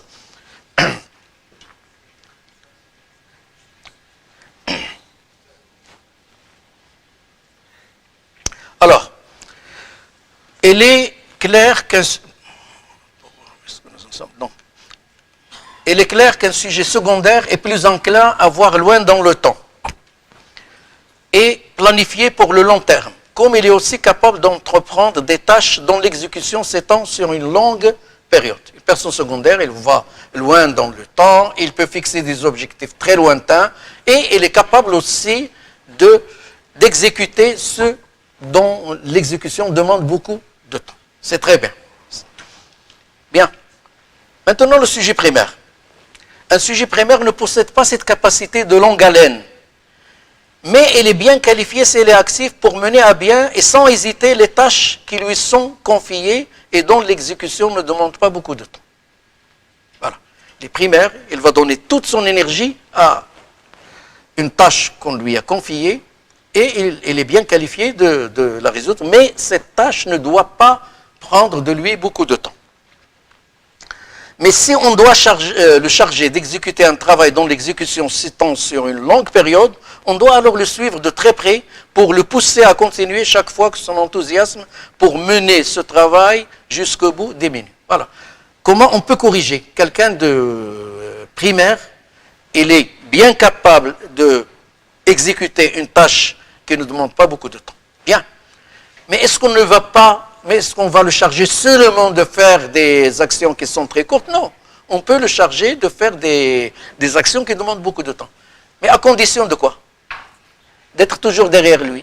Chaque fois que son enthousiasme pour continuer ce travail diminue, il faut le remettre sur les rails de nouveau, etc., pour qu'il puisse continuer.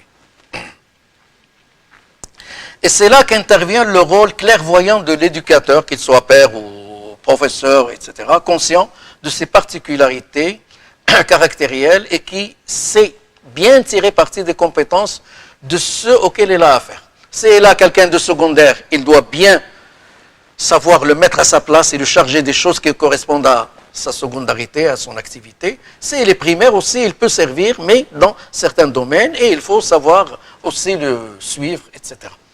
Oui?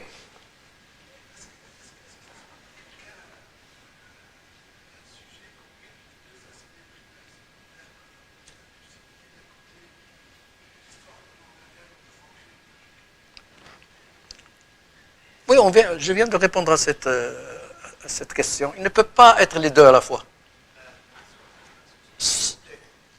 Sauf s'il est à cheval sur les deux. C'est très rare de trouver quelqu'un 5 sur 10 primaire, 5 sur 10 secondaire.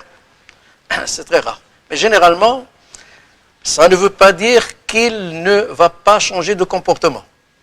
Le plus important maintenant, c'est de viser le comportement et pas le caractère. Le caractère, vous ne pouvez pas le changer, mais vous pouvez changer le comportement de la personne.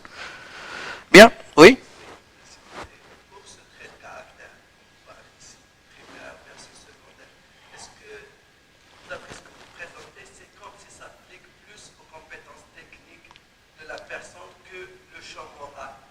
Le champ moral? Le champ moral, c'est-à-dire parce que d'après la pratique religieuse, ce qu'on comprend du hadith de la société, c'est que vraiment on peut combiner les deux, c'est-à-dire selon les situations, selon une prise de conscience, de certaines situations, tu peux être primaire, dans d'autres situations, avec la prise de conscience du contexte et du tout, tu peux être secondaire.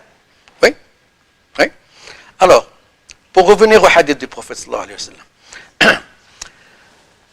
prophète sallallahu alayhi wa sallam dit que le meilleur d'entre vous, c'est celui qui se met en colère très lentement, c'est-à-dire il ne se met pas en colère facilement et rapidement, mais qui revient sur sa colère rapidement.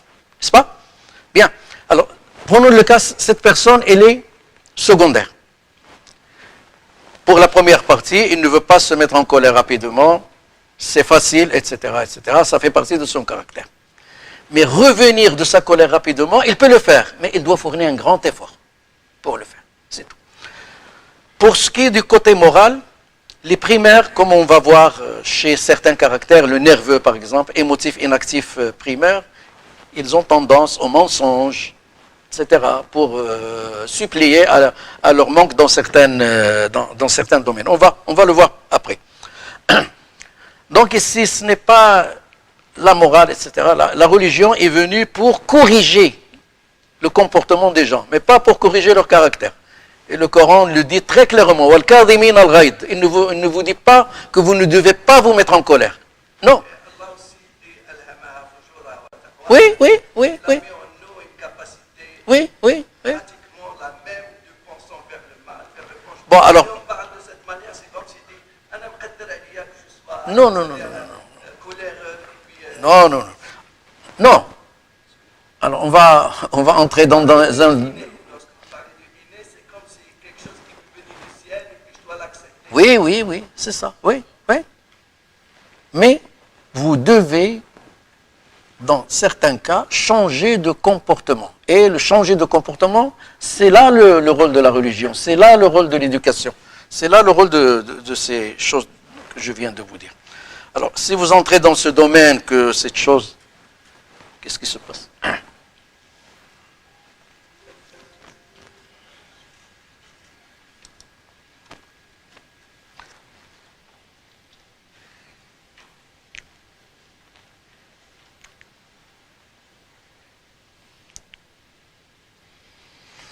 Si vous entrez dans ce domaine que ça vient d'Allah et ça y est, je n'ai pas à intervenir et à fournir des efforts pour corriger mon comportement, vous allez entrer dans un champ vraiment très, très dangereux. Je ne sais pas ce que je veux. C'est-à-dire j'ai du mal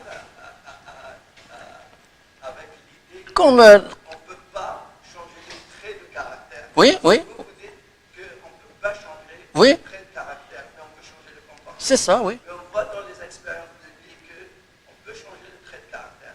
Personnellement, c'est ça la confusion que j'ai un peu. Non, ici, permettez-moi de te dire que tu confonds entre caractère et comportement. Ce qu'on change, c'est le comportement et pas le caractère. C'est tout. C'est très facile à comprendre. On peut changer le comportement, c'est possible, en fournissant l'effort nécessaire si ce comportement ne convient pas à mon caractère, et vous y arrivez. Le hadith que je vous ai donné tout à l'heure, vous remarquez ici, dans cette expression, l'effort qu'il faut fournir. Voilà, c'est possible. Ce n'est pas moi qui le dis. Un sujet primaire ne possède pas cette capacité, donc, comme je viens de vous dire,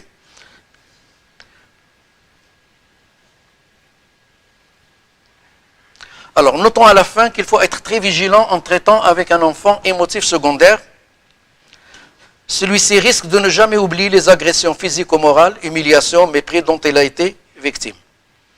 Si l'enfant primaire est enclin à oublier les agressions, disons voilà un aspect positif de la primarité. Il peut facilement oublier qu'il a subi. Ces mêmes agressions peuvent marquer à vie un enfant secondaire. Alors si vous avez des enfants et vous faites un test et vous savez que l'un est primaire et l'autre est secondaire, il faut être très vigilant lorsque vous vous comportez avec eux. C'est tout. Bien, les composantes complémentaires du caractère. Alors nous avons vu 3 composantes primordiaux du caractère: l'émotivité, l'activité et le retentissement des représentations. Et maintenant, on va voir les composantes complémentaires. Si l'on veut donner d'un enfant ou d'un adulte une définition caractérielle complète, il faut joindre aux 3 éléments fondamentaux qui forment le squelette du caractère 5 éléments complémentaires. Alors, ce sont ces éléments qui nuancent chaque caractère.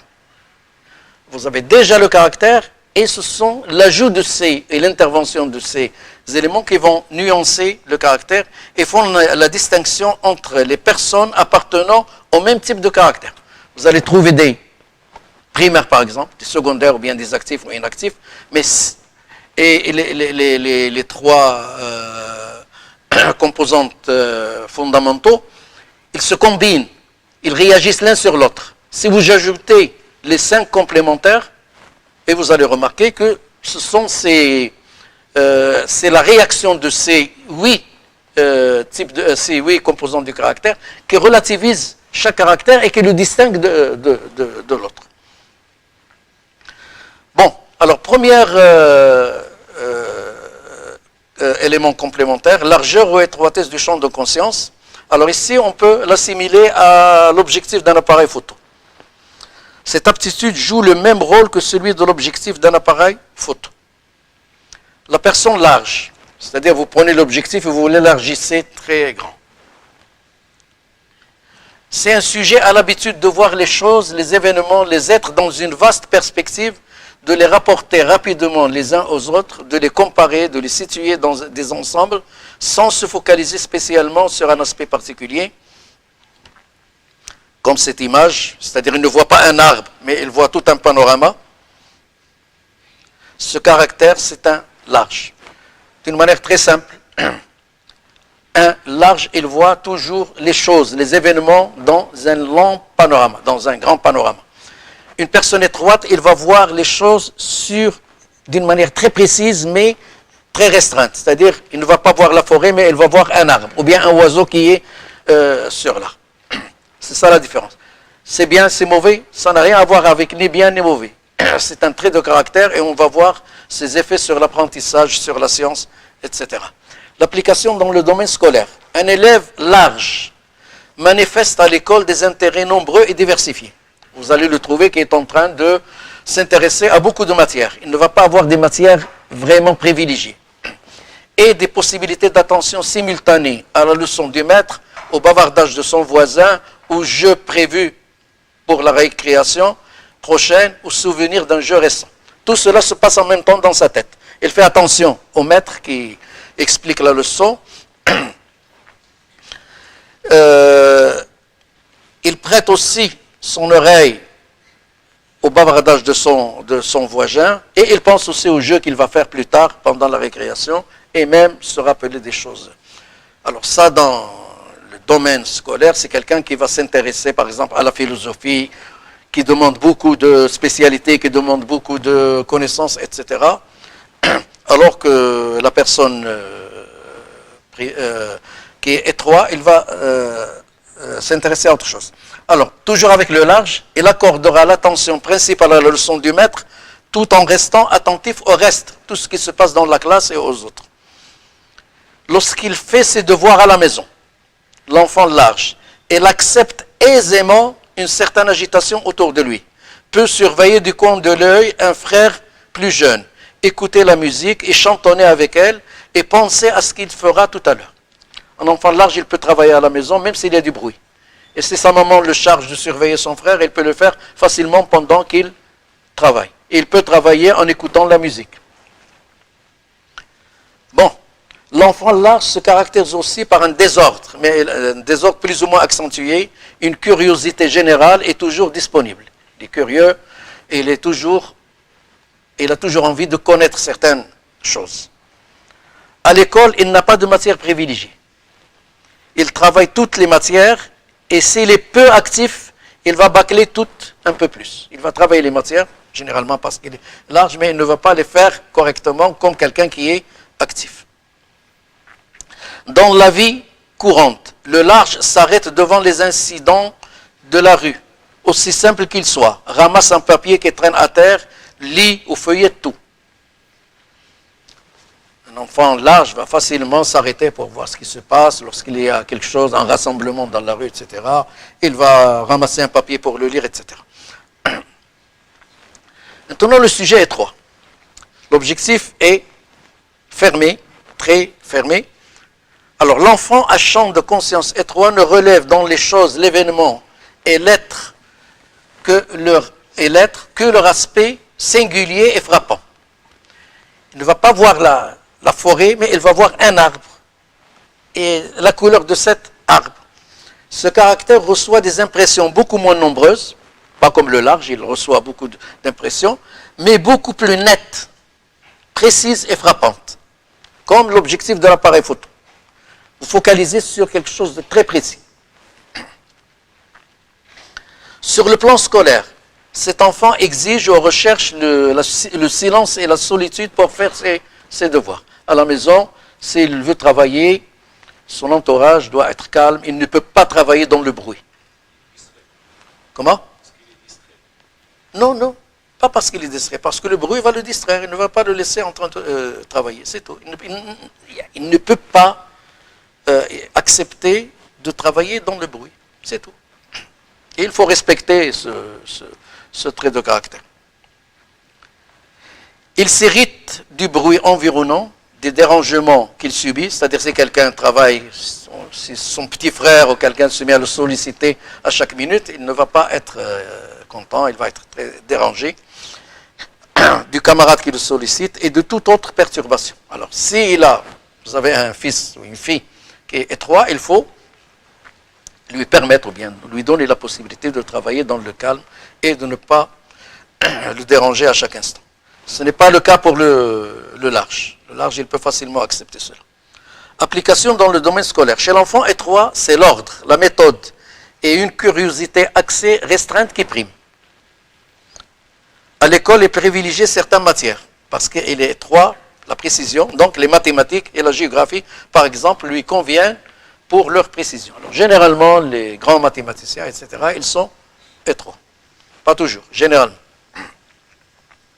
S'il est actif, il s'adonne avec continuité à ses disciplines de précision. S'il est actif, il va travailler la géographie, les mathématiques avec vigueur et force, etc. S'il est peu actif, il va consentir à ces matières un intérêt relâché, mais plus marqué qu'aux autres disciplines. S'il n'est pas actif, bien sûr, il va travailler les mathématiques. Disons pas comme quelqu'un qui est actif, mais mieux que les autres matières. Dans la vie courante, l'étroit ne se consacre qu'à ses centres d'intérêt, occupé par ses pensées, et il passe son chemin, et il n'est intéressé ni par les affiches, ni par les badauds. Bien. Alors, d'après les caractérologues, l'intelligence n'est pas indépendante du caractère. Elle comporte un grand nombre de formes possibles. Voilà les différentes formes de caractère, d'intelligence. Je passe tout de suite parce qu'il paraît que... ça a pris beaucoup de temps. Oui? Quel trait de caractère? Celui-là, c'est-à-dire la largeur. Et l'étroitesse. Oui? Comment ils sont leur attitude par rapport aux questions morales, les questions de valeur. Parce que tout ce qui est mentionné, c'est surtout des comportements techniques en quelque sorte, bien des compétences techniques. Mais c'est-à-dire comment ils sont vis-à-vis des questions morales pour l'éducation. Regarde, le caractère n'est pas la largeur et l'étroitesse de champ de conscience. Le caractère, c'est tout cela que je viens de citer. Et c'est en fonction de tout cela que va se définir la position de la personne par les choses morales et les choses qui ne sont pas morales. Alors, je vous ai dit que quelqu'un qui est émotif, le degré de religiosité, de respect de la religion, est plus élevé que celui qui n'est pas émotif. Alors, on ne peut pas partir d'un seul trait de caractère pour dire c'est sur le plan moral bon ou mauvais. Oui, voilà, je viens de vous expliquer. Alors, l'intelligence, il y a plusieurs formes d'intelligence. Je vais m'arrêter sur 3. Alors, vous avez l'intelligence concrète intuitive. C'est-à-dire, on dit que l'intelligence qui se manifeste au bout des doigts. Cette forme d'intelligence est caractérisée par la nécessité éprouvée par l'esprit de continuer au-delà de la seconde enfance, c'est-à-dire au-delà de 12 ans, à raisonner sur les objets, des mouvements, des rapports présents dans son expérience. C'est-à-dire, si vous prenez quelqu'un qui a cette intelligence et vous le mettez dans un atelier, il va vous produire des choses extraordinaires. Parce que il traite avec ce qui est concret, avec l'objet. Ça pourrait être aussi un ingénieur très performant. Cette intelligence, c'est l'intelligence du concret. Bon, alors, l'intelligence imaginative. Alors, on est au départ sur le concret, maintenant on passe à autre chose. Cette forme d'intelligence opère de préférence non plus directement par le maniement des objets, des outils, des appareils, mais par le maniement des symboles visuels, auditifs et des images. Il n'est pas avec des objets qu'il peut palper, qu'il peut toucher, qu'il peut manipuler, mais avec soit des photos, soit des images, soit des symboles auditifs, etc. Un peintre, un sculpteur, un musicien ou un poète organise une pensée qui est surtout à base d'images visuelles, auditives, plastiques, pleines de sens implicites. Bon, l'intelligence qu'on considère comme étant l'intelligence la plus élevée, c'est l'intelligence verbo-conceptuelle ou théorique. Alors, on est parti du concret vers l'image et maintenant vers les symboles. Cette intelligence fonctionne à l'aide de concepts et de mots. On la tient pour la seule forme d'intelligence, ce qui n'est pas vrai. Et il se distingue par son affinité pour le langage mathématique, physique, chimique, etc., qui lui ouvre la voie des représentations générales et abstraites. C'est le langage et non l'objet ou l'image qui lui offre le matériel symbolique qu'il utilise. Elle laisse la perception ou l'image, gaz carbonique, eau, etc., pour n'en retenir que la définition ou la formule. CO2, H2O, etc., etc. Lui, il travaille avec les formules. Alors, le premier avec les objets, le deuxième avec les images, qu'ils soient auditives ou bien images visuelles, et le troisième avec les symboles. Quelle est la meilleure forme d'intelligence? Toutes les intelligences sont bonnes et toutes les intelligences sont nécessaires. Alors, j'ai raconté, je ne sais pas si vous étiez là la dernière fois, un exemple. Je vais vous répéter. Un jour, Einstein était dans le train, il y avait à côté de lui une personne. Alors Einstein lui a, je ne sais pas pour quelle raison, il a voulu montrer sa science, etc. à cette personne. Il a dit à cette personne, tu vois, toi, moi je vais te poser une question. Si tu ne réponds pas, tu me donnes $5. Puis c'est toi qui vas me poser une question. Si je n'arrive pas à répondre, je vais te donner $50. Alors la personne a dit, d'accord. Einstein lui a posé un problème physique, de la physique, etc. Alors cette personne, bien sûr, il n'a pas su répondre, et il a sorti de sa poche $5, il l'a donné à Einstein. Maintenant, c'est Einstein qui va écouter la question de l'autre. Alors l'autre lui a dit, quelle est la chose qui monte vers la montagne avec 3 et descend avec 1? Einstein, surpris, n'a pas su répondre. Alors il a sorti $50 et il a donné à cet homme. Puis, attiré par la curiosité, Einstein lui a dit, posez une question, c'est une question. Alors, quelle est cette chose? Alors l'autre a sorti $5 et il l'a donné à Einstein. C'est-à-dire il ne sait pas.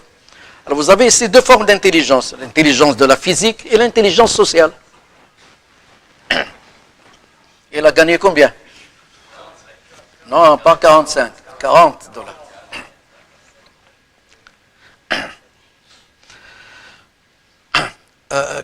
Combien il reste de temps?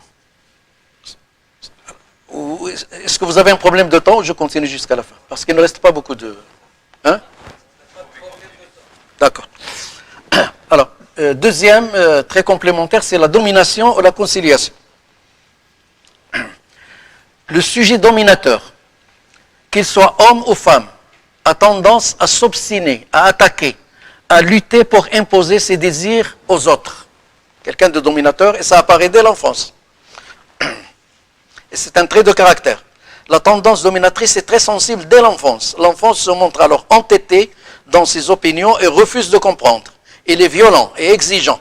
Il va droit au but et tente d'imposer à ses camarades, voire de s'imposer à ses camarades, voire à sa femme. C'est une personne dominante. Le sujet dominateur, qu'il soit homme ou femme, bien sûr, une femme peut être dominateur, contrôler, c'est-à-dire tout dans la maison, contrôler son mari, le dominer, lui, ou bien l'homme, etc. Donc, ce sont des traits de caractère, et les enfants, de la même chose. Le sujet dominateur, qu'il soit homme ou femme, a tendance à s'obstiner, à attaquer, à lutter pour imposer ses désirs aux autres. La tendance dominatrice est sensible dès l'enfance. L'enfant se montre alors entêté dans son opinion et refuse de comprendre. Il est violent et exigeant, il va droit au but et tente de s'imposer à ses camarades, voire à sa famille. Si vous le laissez faire ce qu'il veut, cette tendance dominatrice va se développer et il arrive un moment où vous ne pouvez pas le contrôler. Donc si vous avez un enfant dominateur, il faut essayer dès le départ de lui mettre les limites. Bon, l'autre composante, c'est l'extraversion ou l'introversion. Chaque caractère peut présenter une aptitude plus ou moins marquée à vivre en groupe, à éprouver le besoin d'une vie commune dans la famille, la classe, le groupe, le scoutisme, la bande, etc. C'est une personne qui est extravertie. Il a besoin des autres. Mais ce besoin est différent de la domination. Il peut avoir besoin des autres, mais sans les dominer. On peut être dominateur et solitaire, comme De Gaulle, ou dominateur et intégré dans un groupe, comme le furent Louis XIV et Napoléon, intégrés à leur cour, même si c'est pour la dominer. Un extraverti n'est pas nécessairement dominateur, mais il peut l'être. Extraversion ou introversion toujours, chez l'enfant, le besoin, c'est l'enfant extraverti, le besoin ou pas de la vie du groupe apparaissent très vite aux parents. L'enfant extraverti cherche ses camarades dès qu'il a un moment de liberté et se réjouit à les trouver. C'est-à-dire c'est quelqu'un qui a besoin des autres et de vivre avec les autres. Cette aptitude implique la confiance en les autres. L'enfant se lie d'amitié facilement, ne se plaint pas de ses camarades et se livre facilement à eux et à sa famille. Il se livre facilement, ça veut dire qu'il va leur dire tous les problèmes qu'il a, etc., leur raconter ce qu'il a sur le cœur. Alors que l'enfant introverti n'a pas besoin d'autrui. Il vit volontiers seul dans sa chambre avec ses jeux, ses livres, son travail.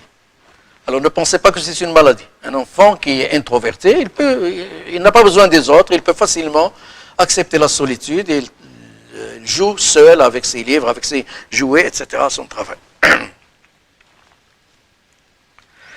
Cette attitude de l'introverti, je termine et je donne. Cette attitude conduit à la réserve, à la circonspection, c'est-à-dire il va surveiller son langage, il ne va pas dire n'importe quoi, à la méditation secrète, voire à la méfiance. Quelqu'un qui est introverti, il va être méfiant et il va être très réservé dans ses rapports avec les autres. Alors que celui qui est extraverti, il va être très ouvert vers les autres. Oui? Pardonnez-moi si je me trompe, mais on dirait qu'il manque le trait de la conciliation. Je ne sais pas si on est passé dessus. On n'a pas la domination. Domination, le contraire de la conciliation. C'est le contraire. C'est quelqu'un qui ne veut pas dominer, qui cherche toujours un compromis. C'est ça la conciliation. Bien. Alors, maintenant, la grande question, comment détermine-t-on les composantes fondamentaux et complémentaires du caractère? C'est très simple. Il y a des tests que vous pouvez facilement trouver sur le net, tests de caractérologie, et vous allez les avoir. On ne peut pas les présenter maintenant parce que ça demande beaucoup de temps. Tests de caractérologie, vous pouvez les trouver facilement sur le net. Bien.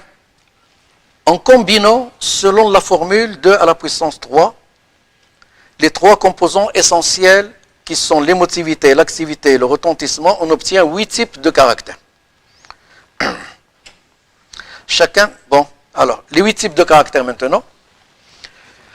Un émotif non actif primaire, c'est ce qu'on appelle dans le domaine de la caractérologie le nerveux. C'est un mot technique ici, qui représente ce caractère.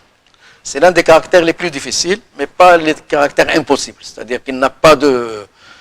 qu'on ne peut pas le corriger. Émotif non actif secondaire, c'est le sentimental. Émotif actif primaire, c'est le colérique ou l'actif exubérant. Émotif actif secondaire, c'est le passionné. Non émotif actif primaire, c'est le sanguin ou le réaliste. Non émotif actif secondaire, c'est le flegmatique ou le lymphatique. Non émotif non actif primaire, c'est l'amorphe. Et le non émotif non actif secondaire, c'est l'apathique. Voilà les 8 familles, et dans chaque famille, à l'intérieur de chaque famille, il y a des différences de personnalité. Bien.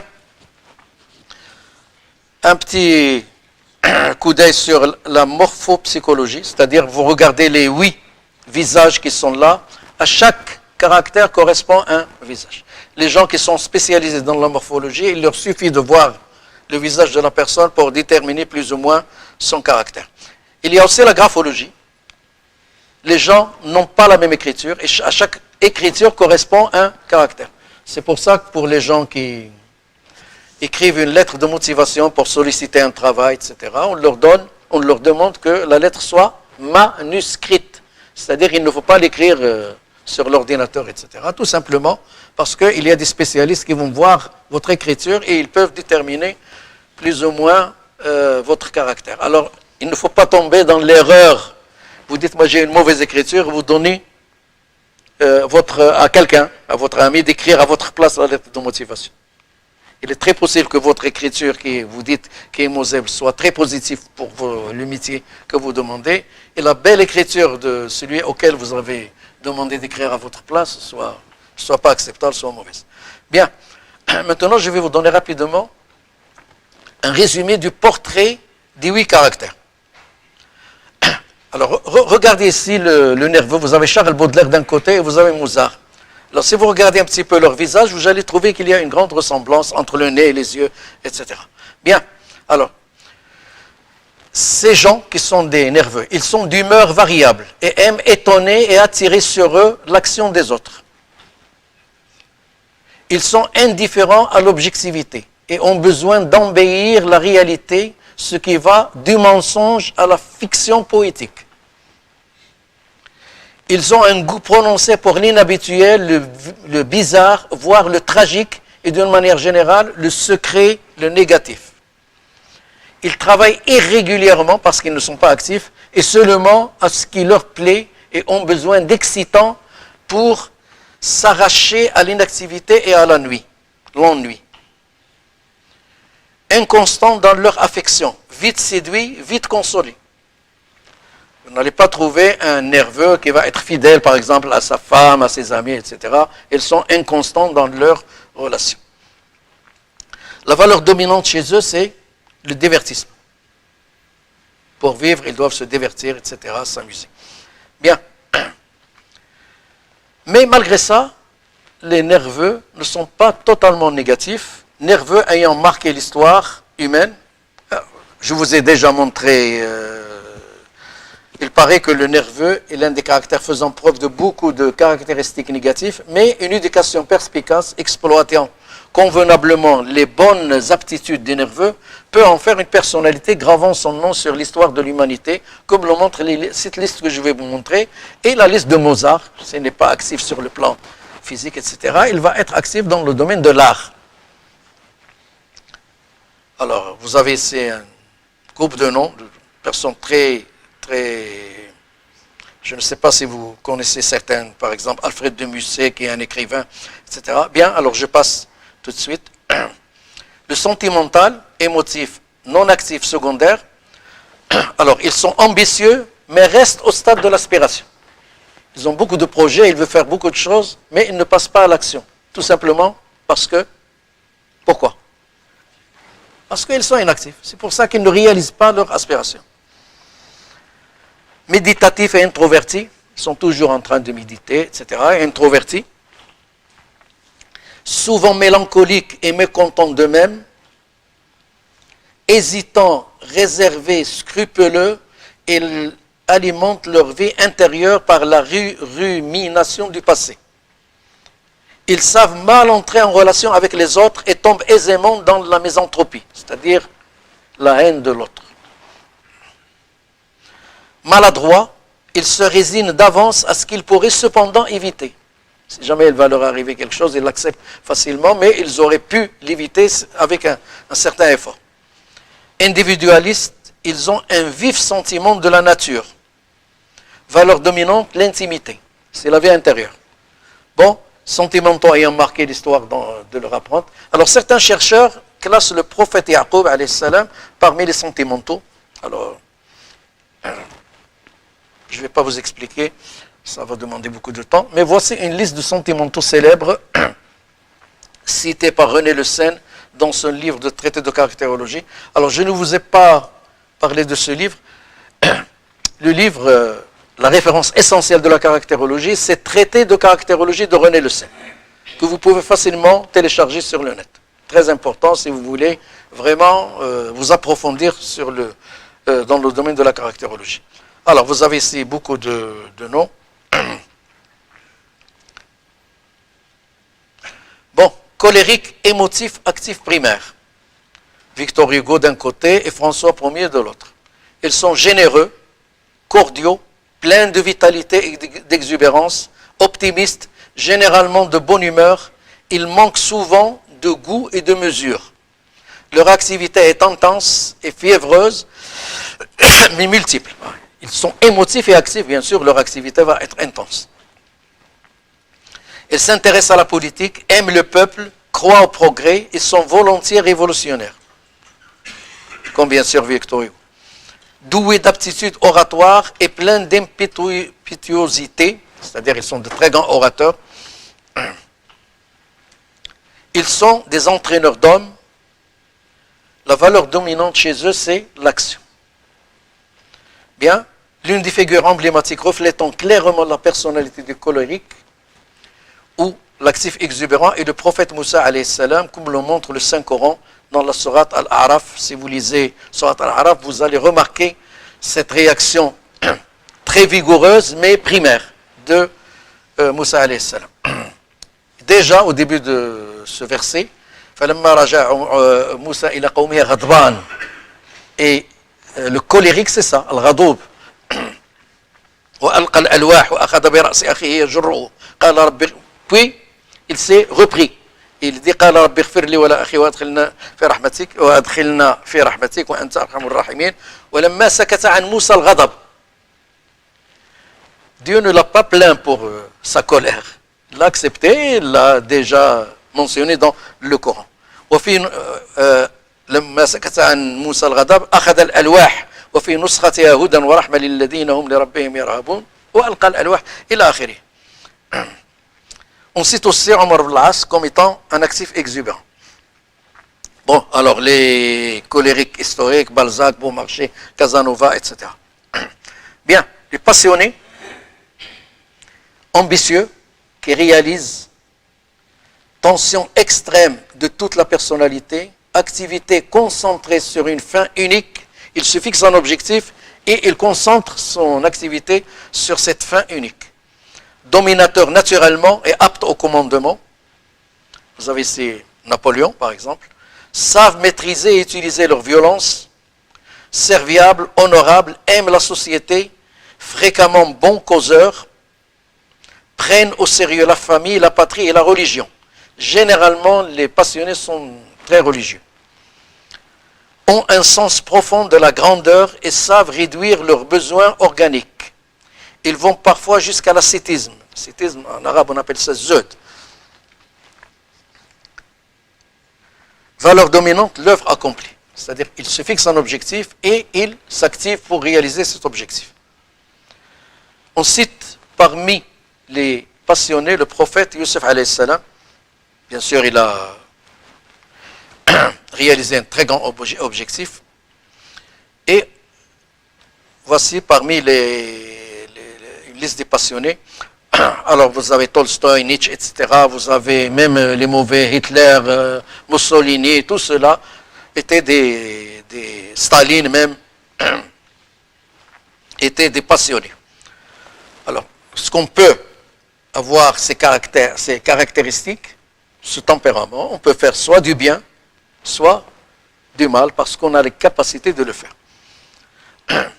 Singuin au réaliste, non émotif primaire, vous avez d'un côté Louis XVIII et vous avez de l'autre côté Machiavel, vous le connaissez je pense, Machiavel, celui qui a dit les fins justifient les moyens. Alors ils sont observateurs et savent faire des remarques exactes et font preuve d'un excellent esprit pratique. Ils aiment le monde où ils se montrent aimables, spirituels, ironiques, amusants. Ils savent manier les hommes et sont d'habiles diplomates.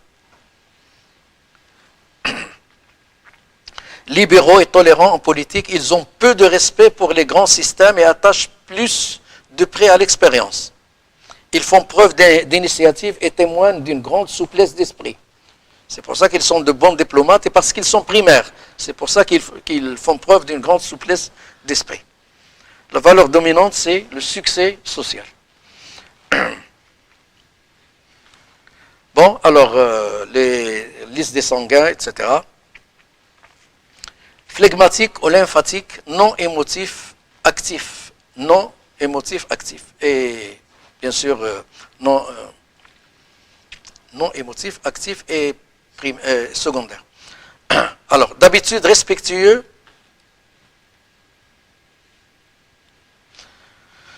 Alors, les phlegmatiques, non émotifs, actifs et secondaires.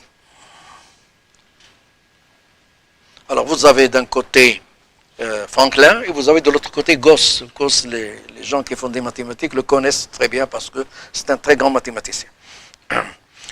D'habitude respectueux des